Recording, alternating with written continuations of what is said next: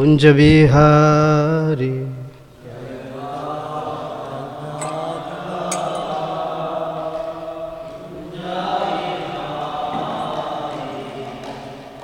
Gopijana Vallabha Girivaradhari.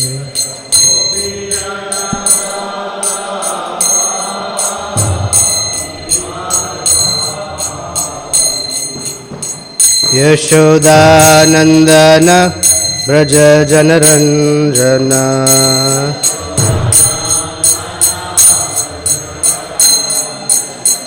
Yamuna Tiravanachari.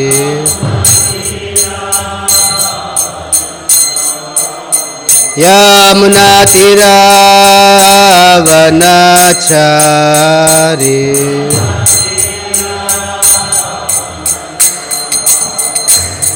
Jai Radha Madhava Kunja Vihari.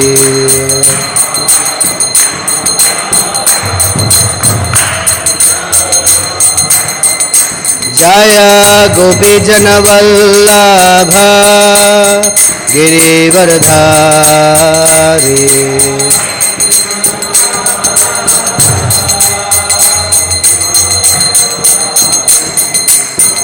Yashodanandana Braja Janaranjana.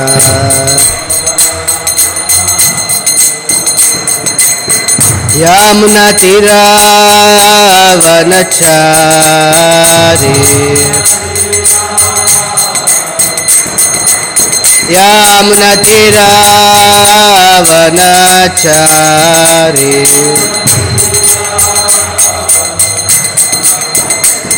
Jai Radha Madhava Kunja Vihari.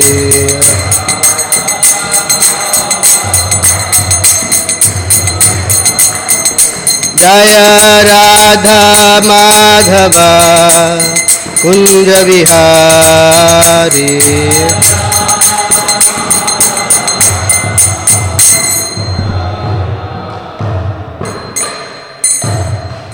Jai Om Vishnupada Paramahamsa Parivrajaka Ashtotara Shatashri Srimad His Divine Grace A.C. Bhaktivedanta Swami Srila Prabhupada ki jai.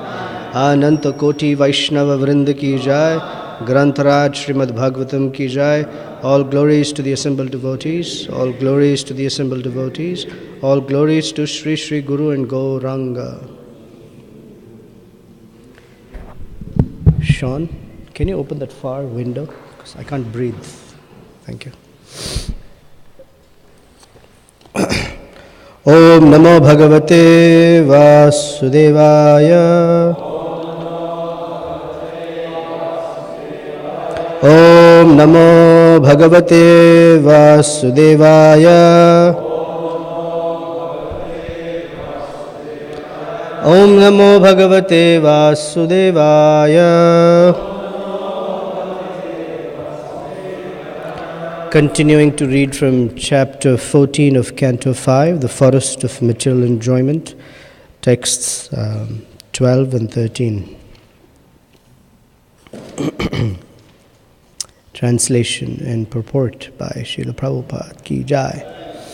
Due to his pious activities in previous lives, the conditioned soul attains material facilities in this life. But when they are finished, he takes shelter of wealth and riches, which cannot help him in this life or the next. Because of this, he approaches the living dead who possess these things. Such people are compared to impure trees, creepers, and poisonous wells. Purport: the wealth and riches acquired through previous pious activities should not be misused for sense gratification. Enjoying them for sense gratification is like enjoying the fruits of a poisonous tree. Such activities will not help the conditioned soul in any way, neither in this life nor the next. However, if one engages his possessions in the service of the Lord under the guidance of a proper spiritual master, he will attain happiness both in this life and in the next. Unless he does so, he eats a forbidden apple and thereby loses his paradise. Lord Shri Krishna therefore advises that one's possessions should be given unto him. Yat karoshi yad ashnasi, yad juhoshi dadasi yat tapasyasi kaunteya, tat kurushva madarpanam. O son of Kunti, all that you do, all that you eat, all that you offer and give away, as well as all austerities that you may perform, should be done as an offering unto me. Bhagavad Gita chapter 9, text 27. Material wealth and opulence attained through previous pious activities can be fully utilized for one's benefit in this life and the next if one is Krishna conscious. One should not try to possess more than he needs for the bare necessities. If one gets more than is needed, the surplus should be fully engaged in the Lord's service. That will make the conditioned soul, the world, and Krishna happy. And this is the aim of life. Text 13. Sometimes, to mitigate distress in the forest of the material world, the conditioned soul receives cheap blessings from atheists. He then loses all intelligence in their association. This is exactly like jumping in a shallow river. As a result, one simply breaks his head. He is not able to mitigate his sufferings from the heat, and in both ways he suffers. The misguided conditioned soul also approaches so-called sadhus and swamis who preach against the principles of the Vedas. He does not receive benefit from them either in the present or in the future. Purport. Cheaters are always there to manufacture their own way of spiritual realization. To get some material benefit, the conditioned soul approaches these pseudo-sannyasis and yogis for cheap blessings, but he does not receive any benefit from them, either spiritual or material. In this age, there are many cheaters who show some jugglery and magic. They even create gold to amaze their followers, and their followers accept them as God. This type of cheating is very prominent in Kali Yuga. Vishwanath Chakravarti Thakur describes the real Guru in this way. Samsara davanala nidhaloka tranaya karunya ghana ghanatvam praptasya kalyana gunarnavasya vande guru shri charanaravindam. One should approach a guru who can extinguish the blazing fire of this material world, the struggle for existence. People want to be cheated, and therefore they go to yogis and swamis who play tricks, but tricks do not mitigate the miseries of material life. If being able to manufacture gold is a criterion for becoming God, then why not accept Krishna, the proprietor of the entire universe, wherein there are countless tons of gold? As mentioned before, the color of gold is compared to the will-o'-the-wisp or yellow stool. Therefore, one should not be allured by gold manufacturing gurus, but should sincerely approach a devotee like Jadabharat. Jadabharata instructed Rahugana Maharaj so well that the king was relieved from the bodily conception. One cannot become happy by accepting a false guru. The guru should be accepted as advised in Srimad Bhagavatam, Canto 11, Chapter 3, Text 21. Tasmad gurum prapadyeta jignasu shreya uttamam. One should approach a bona fide guru to inquire about the highest benefit of life. Such a guru is described as follows: Shabde pare chunishnatam. Such a guru does not manufacture gold or juggle words. He is well versed in the conclusions of Vedic knowledge. Vedaischa sarvair ahameva vedyah. He is freed from all material contamination and is fully engaged in Krishna's service. If one is able to attain the dust of the lotus feet of such a guru, his life becomes successful. Otherwise, he is baffled both in this life and in the next. So the end of this purport, Prabhupada talks about being baffled in this life and in the next. At the end of the previous purport, he talks about this is the aim of life. So they're connected in this sense.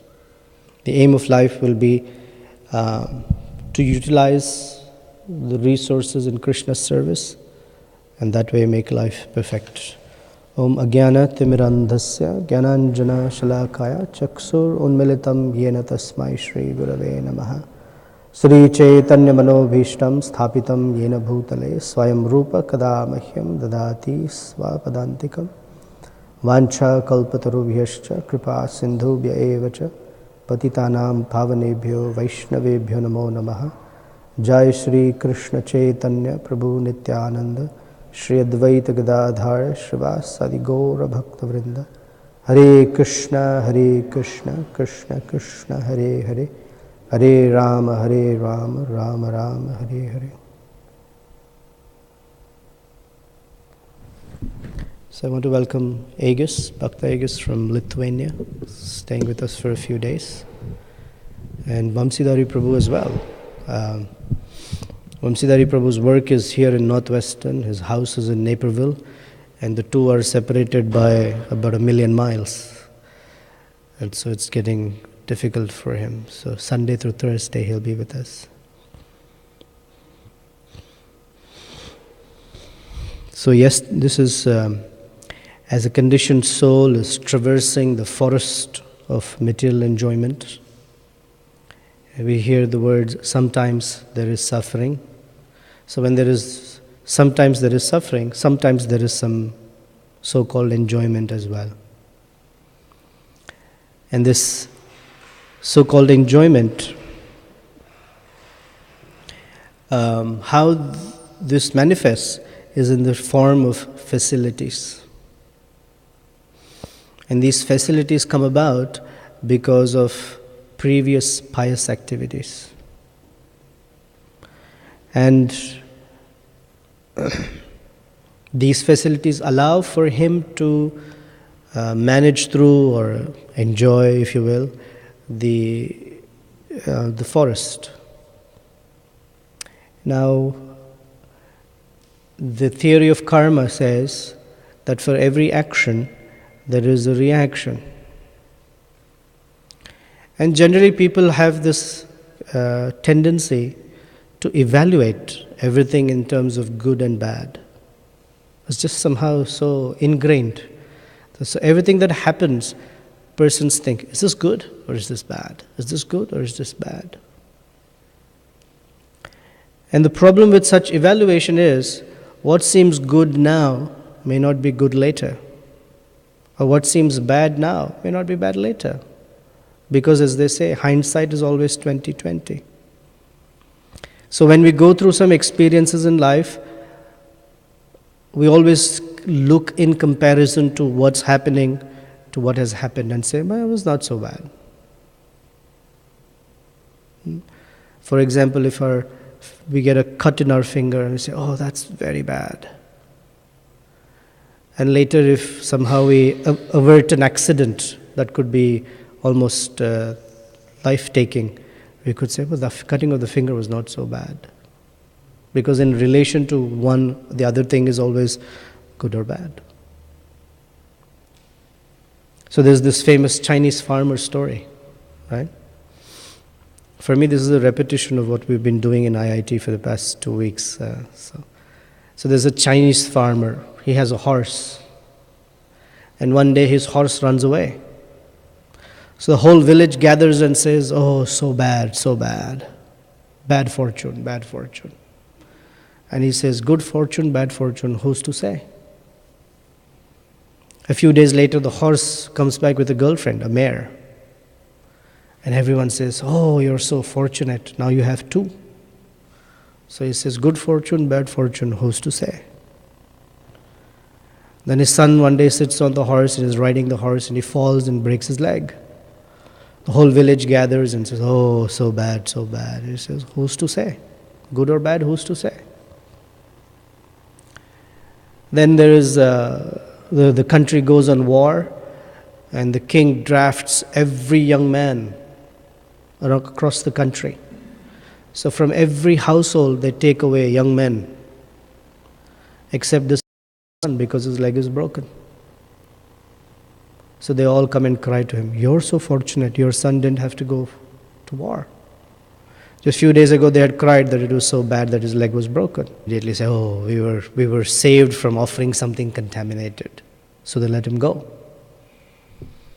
So the king came back home and he started to ponder that what the minister said makes some sense. So he got his minister released. And he said, I think I get some idea of what you meant by it's not so bad after all. Because this broken finger saved my life. He said, but I have a question. How did that bring any benefit to you? You were in jail. So the minister said, well, usually I accompany you for everything. And in this case, if you were let go, the next one would have been me. So I'm glad I was in jail. I saved my life. So the idea is that karma, what we call aprarabdha karma, aprarabdha means that which is yet to manifest. With the time energy and every day, every moment, that karma starts manifesting, one after the other, in different sorts of ways. And that is called prarabdha karma. Prarabdha means that which we are experiencing right now. And what is about to come is called aprarabdha. So aprarabdha becomes prarabdha. And this prarabdha karma, as it manifests, whatever is due unto us manifests. And as a human being, we have a tendency to evaluate it. The reason we evaluate it is because of the urge for sense gratification. In that urge for sense gratification, we look at it. Is this good for my sense gratification? Then that's very nice. If it is bad for my sense gratification, I don't want it. Our sense of good and bad is according to whether or not we can enjoy our senses with that manifestation of karma. So we are all born with a mixed bag. It's like mixed nuts, planters' mixed nuts. Some are good nuts, some are not so good nuts. And these things manifest. And in the world of duality, everything that is good also has bad associated with it. When I'm talking of good and bad, I'm talking from a relative perspective. Because absolutely speaking, everything is bad. Prabhupada often says, like we discussed the other day, dry stool, wet stool, there's no argument, both are stool. It's a matter of relative argument, which is better. So from a relative standpoint, we will look at everything. And so the varieties that we find in this world, each one of us has some good karma and some bad karma mixed together. So good karma would mean birth in a certain family. Either that family is well known, in the village, in the state, in the country, in the world. Somehow there is some fame. So everyone gets certain benefits in different degrees or to different intensities. Birth in a Brahmana family. Birth in a well-known family, the Fords, the Rockefellers, or whoever, and then otherwise within the state, someone knows someone and says, oh, that's a known family. Or some intelligence, worldly intelligence, is a gift of karma. Or erudition, some abilities like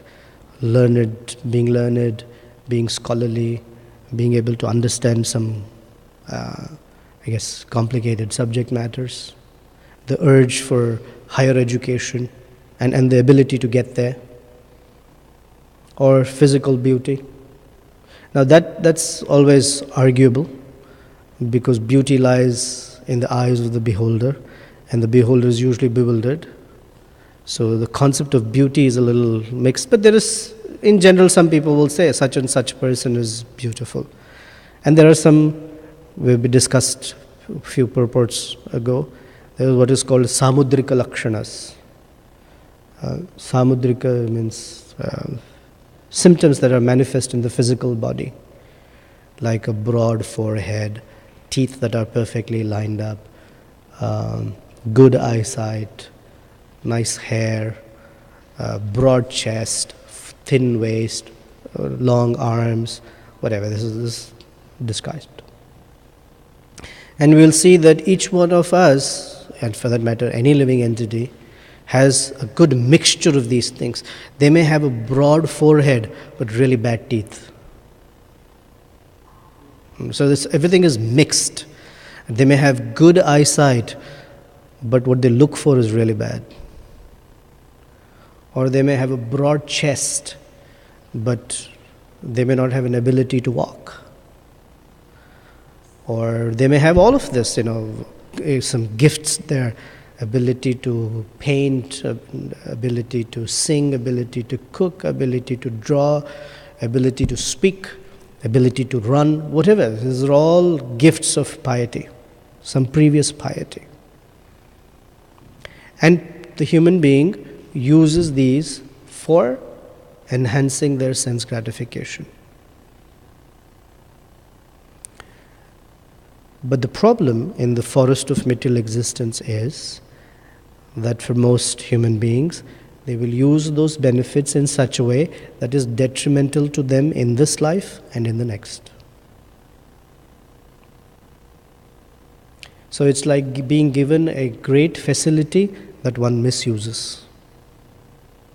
Now the greatest facility that the conditioned soul receives in the forest is human birth. That's the first facility. It's very, very valuable, just by being born into the human species. And then there are additional benefits, like I just described. And if these are not utilized for one's ultimate benefit, then one continues perpetuating his existence or her existence in the material world. Like a few purports ago, I think on Monday, Srila Rompat Swami was reading from the purport about engaging in illicit sex and life after life, life after life. And he just repeated that. Purport repeated it 3 times and Maharaj repeated it like many times. Life after life, life after life, life after life. Because that facility is being misused. So now let's discuss what is proper use and what is improper use of the facility. Proper use of the facilities of human life are those ways and means or those applications by which one will become free of a material body altogether. This is proper use. And the only way to become free of a material body is the path of yoga or spiritual life. Now, even in spiritual life, then there is some fine-tuning. Even the impersonalists get mukti. But we're not looking for that kind of mukti. We're looking for what is called vimukti. Vimukti means complete liberation. Complete liberation means to become situated in one's constitutional position as a servant of Krishna eternally. So pursuing vimukti means pursuing life responsibly. And I'll tell you a recent argument that happened in a college environment. So one of the students who comes, and we've been discussing karma theory. So he's fairly intelligent, but severely atheistic. I mean, so that's again a contradiction. You can be intelligent but be atheistic. It doesn't work like that. So his argument was, why are we discussing all this good and bad stuff? It's too complicated. And I think it just confuses people that we discuss so much about good and bad. Why can't we just be good and be done with it? And so the question that was raised was, well, how do you know what is good? So why is that so difficult? Why is that so difficult to know what is good? Just, if you have a sense of what is good, just do that. So our argument back was, but how do you know? Even if you want to be good, if you don't know what is good, you say, I'll give you a simple example. Just be nice to people and don't spit at them. That's just being good. So there was another American sitting next to him, and he said, there's a problem with that. He said, I come from a Greek background. And in Greece, when people get married, they spit at the bride and groom. Because by spit, they're blessed to be free of anything inauspicious or something like that. I mean, the whole classroom burst out laughing. And I said, let us know when you're getting married, we're all going to come spit at you. We're being good to you. So it's relative. Like yesterday we were discussing, the sense of morality, ethics, it's all relative. It keeps changing. What is good for one is not good for another. It's not good for another. As simple as that. A person who's has a good digestive power, he can eat like anything. And the fellow sitting next to him thinks, oh, if it's good enough for him, it's good enough for me. And he has no digestive power. He eats that, he literally dies. So we cannot say absolutely good or absolutely bad. We can only say that in the material world, everything is absolutely bad. That we can say with fair confidence. It's absolutely bad in this sense that whether it is good or bad, one has to take another body again. And that, from the point of view of Krishna consciousness, is bad, to take on another body. Because when one takes on another body, it begins with suffering, birth, old age, disease and death, and it keeps continuing. Recently I've had the great fortune of doing many Srimanta ceremonies. This is like the baby shower ceremonies, fire Yagyas. So I read from 3rd canto, 31st chapter. This is Lord Kapila explaining what happens to the embryo in the womb. And all the mothers are all happy. Oh, the baby's kicking and this and that. So we read from it. And they stop smiling when we're reading. First it all is, they're all glossy-eyed because they're this beautiful ceremony and all the devotees have come and this kirtan and then whoever, in this case, that's the only unfortunate problem is Nityananda Pran Prabhu speaking. So we read from Lord Kapila saying, on the first night of conception, the sperm mixes with the egg and becomes a nice emulsion. Within the first 2 weeks, the egg becomes fertilized and it either turns into a little bag or an egg, as the case may be. Within the first month, the organs develop. Or I'm not saying it accurately, but there's this whole progression of it. Within the 4 months, the heart comes up, the organs develop, the body shows up. And it describes, by the time it is the 6th month, the embryo is packed and floating in the stool and urine and amniotic fluid. And the 7th month, the child is packed, turned upside down, and the force of the air, the vata in the body is pushing the kid down. And it's like this, cannot move. And whatever the mother eats, especially spicy, whatever eat, that burns the skin of the baby. And as the skin is burning, the child cannot even cry out, ah! And in exasperation, he's packed, he can't move, he kicks. He kicks out of frustration. And the mother thinks, ooh, very nice. And as the months progress, he says, if the soul is fortunate, if that baby is fortunate, he remembers all the sufferings of the previous 100 lives. And he cries in desperation, oh, my dear Krishna, I have made this very, very stupid mistake, and I've one more time packed up in the womb of a mother. Please forgive me. This time when I come out, I will not do anything foolish. I promise you. And while he's promising like that, the airs really push him hard. And he has to move through the cervical canal. And is pushed out, and the body gets all crushed like this. The brain, the skull, everything gets crushed. And poof, he's released into the material world.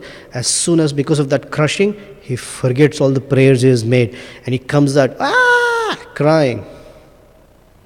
And immediately the parents pick him up and they put them to their chest. Oh, my dear baby. and he forgets everything. He forgets all the prayers he had offered. He forgets all the suffering he had undergone for 9 months in the womb.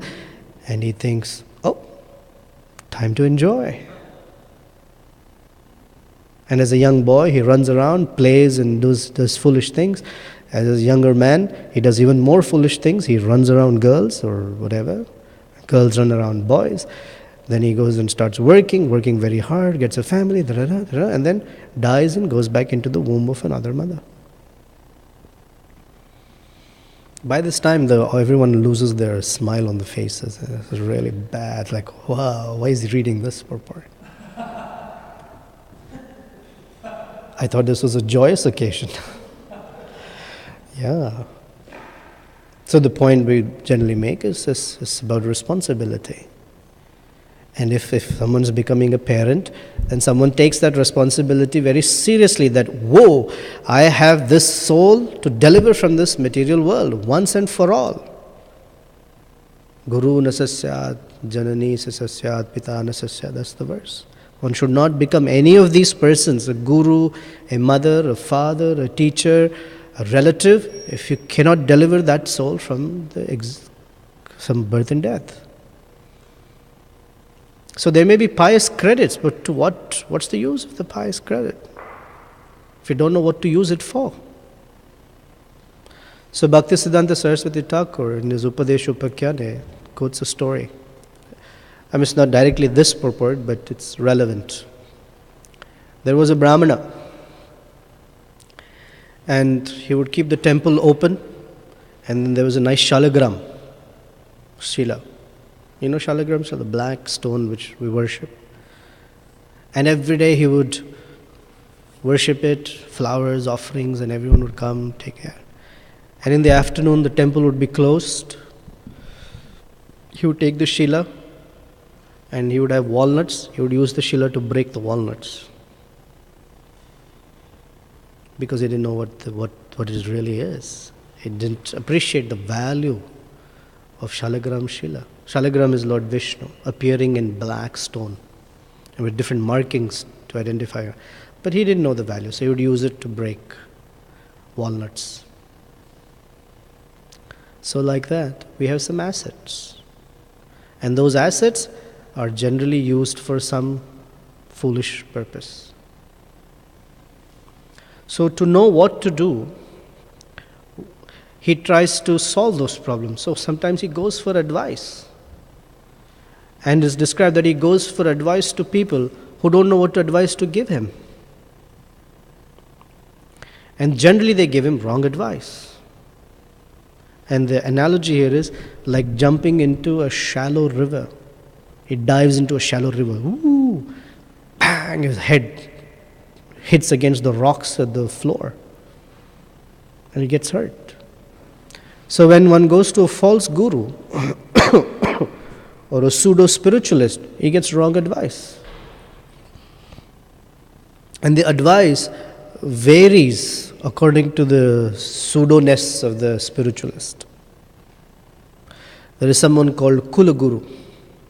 Kula Guru means family guru, lineage, family guru. In the pastime of Lord Vamanadev, Shukracharya is called such a guru. Shukra means seminal. So Shukracharya represents family guru. And these family gurus are maintained by this generation after generation. So they are always looking for material facility. So these gurus, they give advice according to what is beneficial to themselves. They are not thinking about the benefit of the actual person here.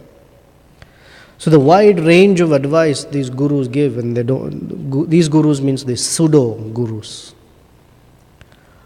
One pseudo guru will say, yes, life is very frustrating, you should give it all up.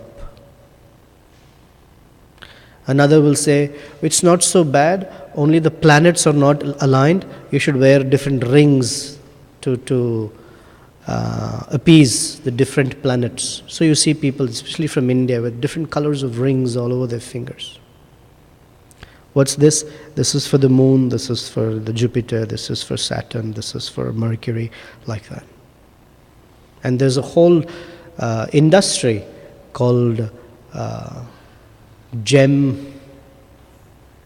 something. So they will tell you which gem to wear so that life will become better. Then there is another branch of it called numerology. There is some, I'm sure there is some science to it, but who cares? There is some science that say, well, according to your name has these alphabets, and each alphabet is assigned some number. These numbers add up. It's not good for you. So like Himanshu, the combination is not proper. That is why you're suffering. So you should add an E at the end of your name, Himanshui or something. And then life will become better. And so people add up alphabets to their names and call numerology. Then they have a favorite number. Everything that they do has to align with that number. You like this house? Yes, but the number is not good. It's 3 and 4, that's 7. 7 is not good for me. Or this is not good and that's not good. So they pick numbers according to what they want. This is miserable every time looking for a combination. Then there's a favorite color. If you go to India, every morning on the TV channel, there is an astrologer who takes 10 minutes to tell you what's good today for you. So he'll go by the zodiac sign. So if you are Libra, for Libra today, the color blue is very auspicious. And your most auspicious number is 4. And the deity that you should pray to today is Durga. And something. And the next day, so by the time you pick blue, the next morning, today your favorite color is yellow. Man. Today your favorite number is 4. And by the way, you should worship Ganesha. Like, huh? So every day there are changes. And persons sit there because they're trying, they're suffering, they want some solution. Or they go to some other person who will say, this is all illusion. Brahmasat. I'm sure the gods got really irritated, like, man, you guys. What is this? Yagya for getting a cricket team to win? It doesn't make any sense. It doesn't make any sense. The demigods don't care whether you're playing cricket or baseball or soccer or football, whatever. They don't care. But these yagyas, they're meant to. Or they say, perform such and such sacrifice, do something nice, annadan. Oh man, this is so popular in India. You sponsor feeding of the poor and everyone's saying that is why. Or then they come up with different rituals. Someone that I knew, they had to have a ritual. Every Tuesday you have to squeeze out a lime and turn it inside out, and inside that you have to make a lamp for Kali Devi or something. What is this? And they did it very diligently for months on end. And guess what happens? One day, if something nice happens, this is why. And then they tell everyone else as well, you should do this, you should do this. Then more foolish people will stand in line with limes turned inside out or making lamps. This is crazy. This is crazy.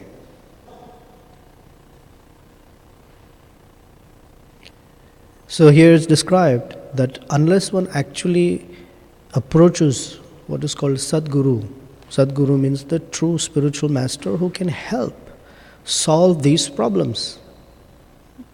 And the solution is not counteracting every situation. That's not the solution.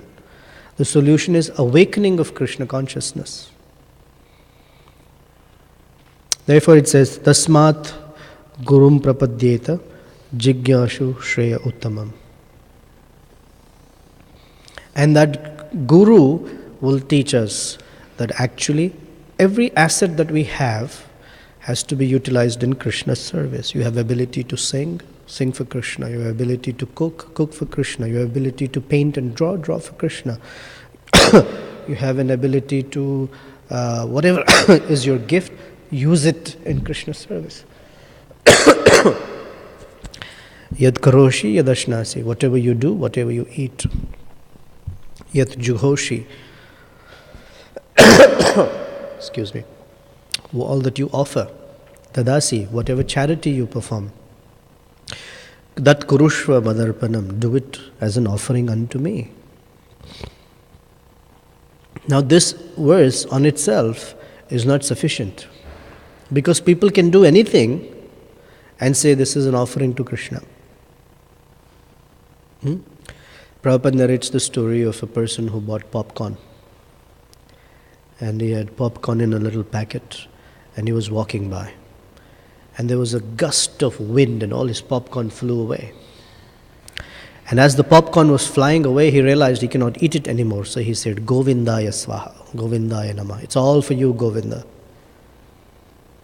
That this is not just because you say it's all for Govinda, that doesn't mean that Govinda is going to take it. So this verse is a verse that gives the outline of how to live, the purpose of it. But there is something underlying as well. And that is the instructions of a guru of how to perform these activities in the right consciousness.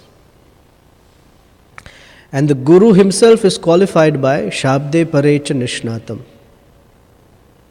Nishnatam means taking a bath.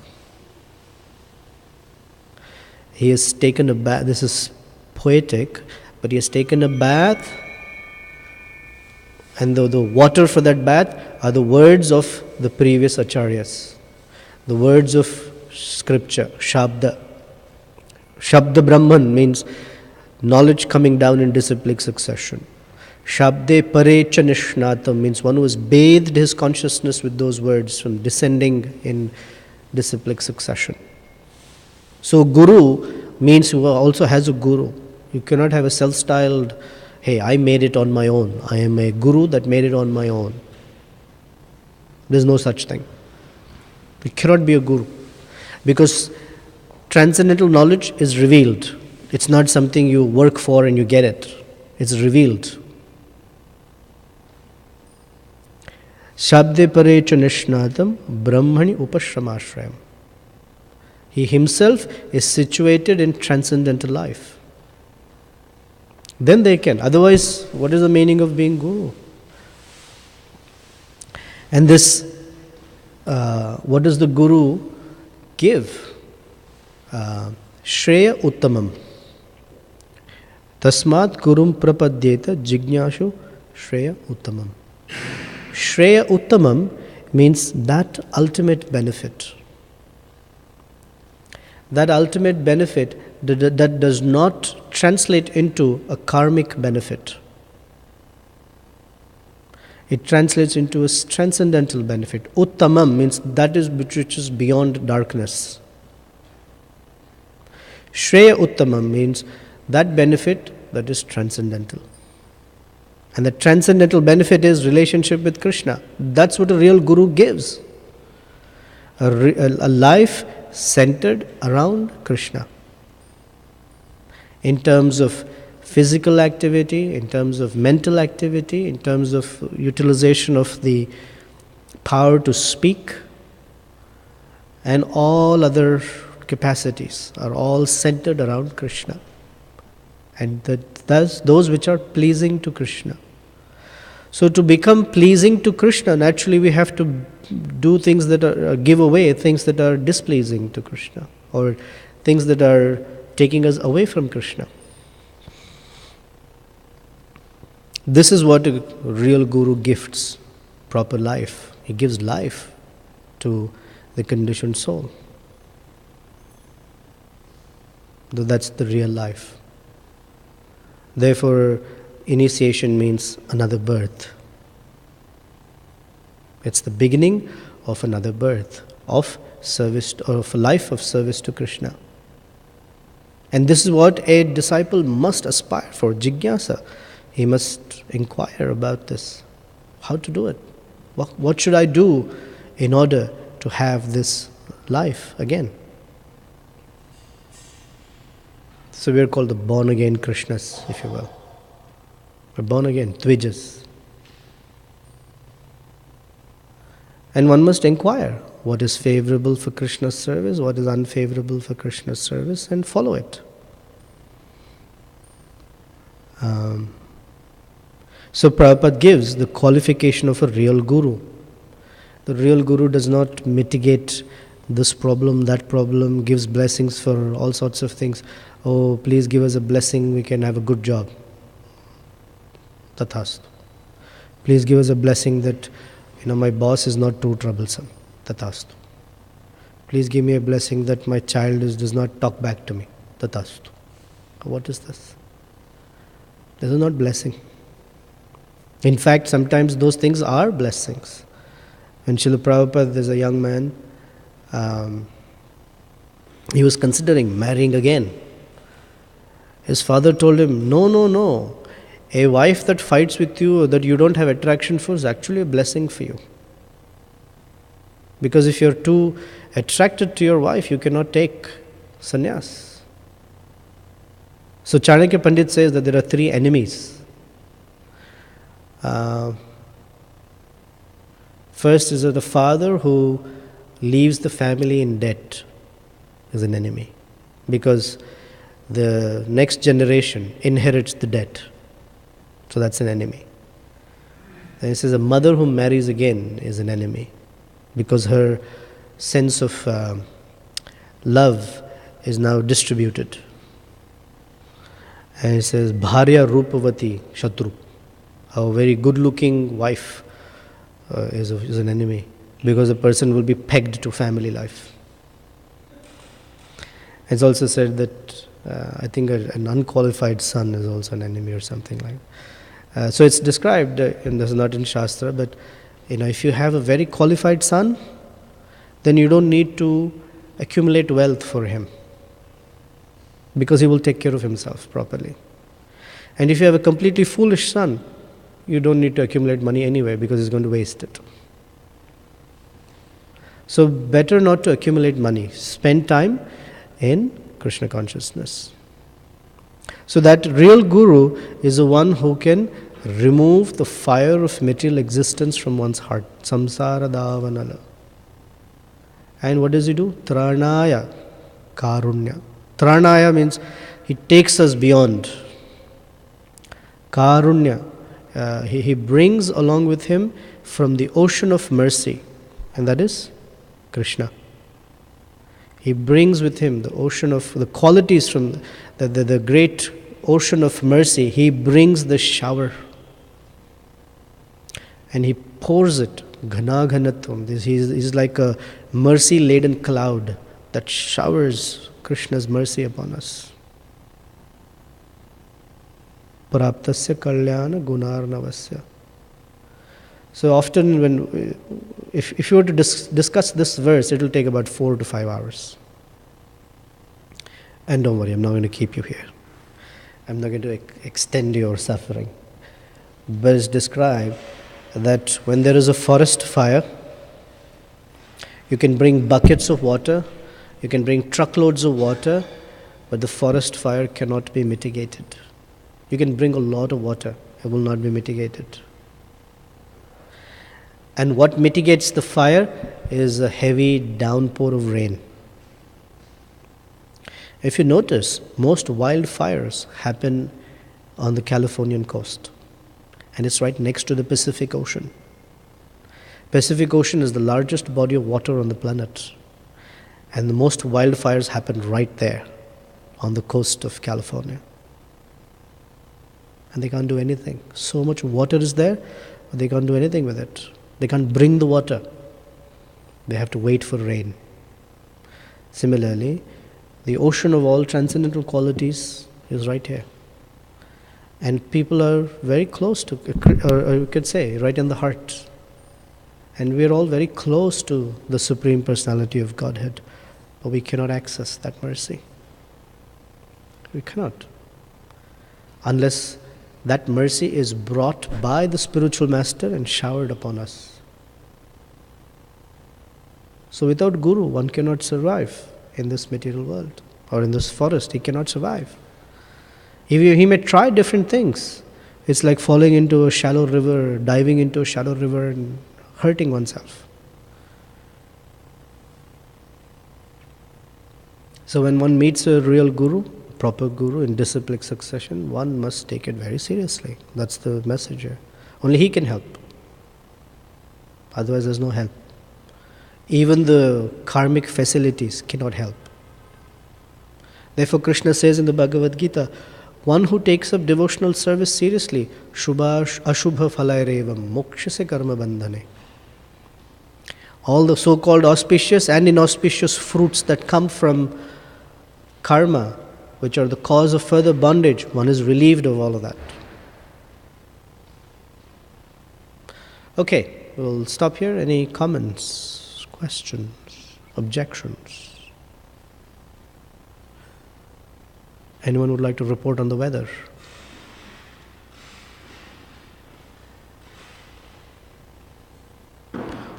Oh.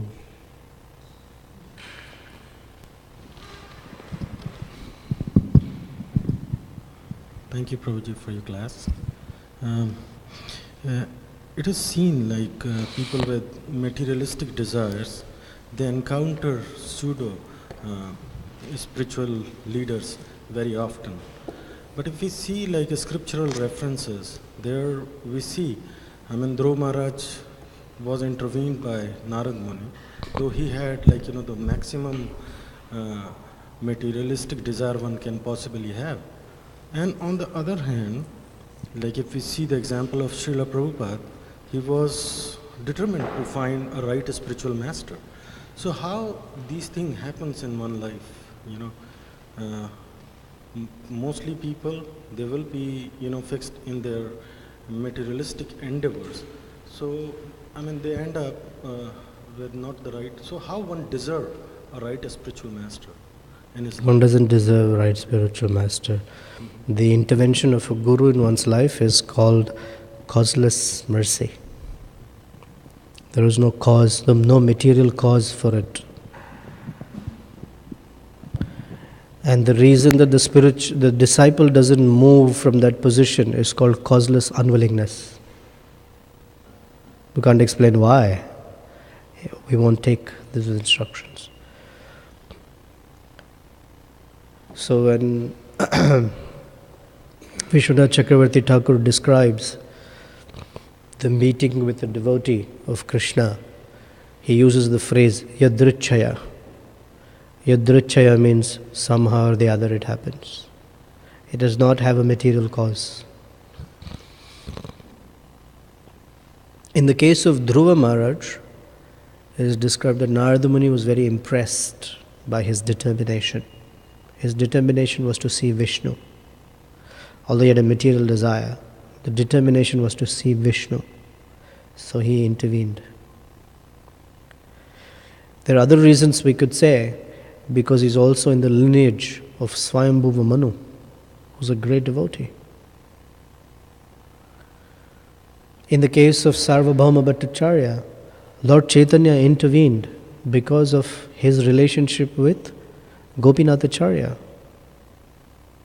Sarvabhauma Bhattacharya was not looking for guru. He was the guru for everyone. In the case of Amogha, the envious son-in-law of Sarvabhauma Bhattacharya, Lord Chaitanya gave him mercy because he was related to Sarvabhauma Bhattacharya. Now we cannot claim any of these things. We don't come in a lineage that Lord Krishna says, wow, this is very important. We don't bring scholarly, we don't have the determination to see Vishnu either. Have you noticed even people who come to the temple hardly look at the deities? They walk, of course they don't even look at Prabhupada. They walk right in, walk to the hundi box, put $1, close their eyes, turn around and walk away. And what have they done in the time that they have spent in the temple? They don't even see the deity. What do? They only ask their list of things, all the things that are bothering them, they recite it out. This is bothering me, that's bothering me, can you give me this, can you give me that? Turn around and walk away.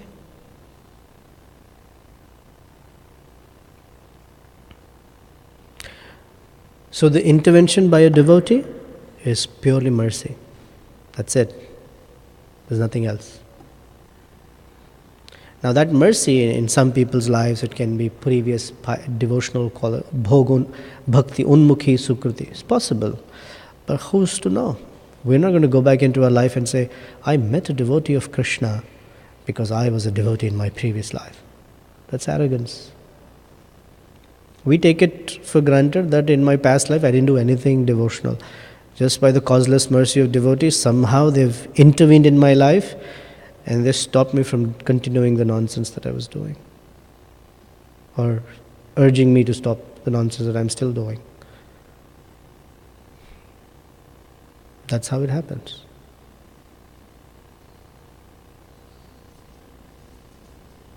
Okay, thank you very much. Srila Prabhupada ki jai, Srimad Bhagavatam ki jai. The reason I've been doing class 3 days in a row is I missed many of my days of service and I felt that you haven't been punished enough. So